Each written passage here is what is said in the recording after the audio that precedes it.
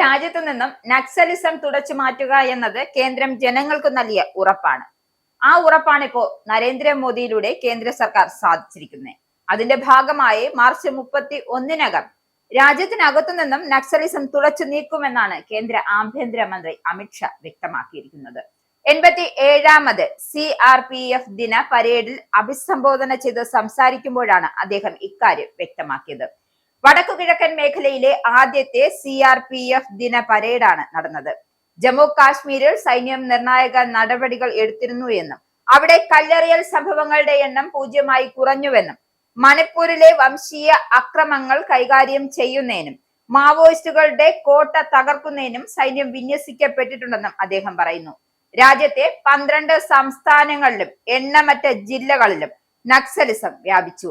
കേന്ദ്രം ഈ ഭീഷണിയെ പിഴുതെറിയാൻ തീരുമാനിച്ചപ്പോൾ CRPF-ഉം കോബ്ര സേനയും ഈ ശ്രമത്തിൽ ഏറ്റവും നിർണായകമായ പങ്ക് വഹിച്ചിരുന്നു.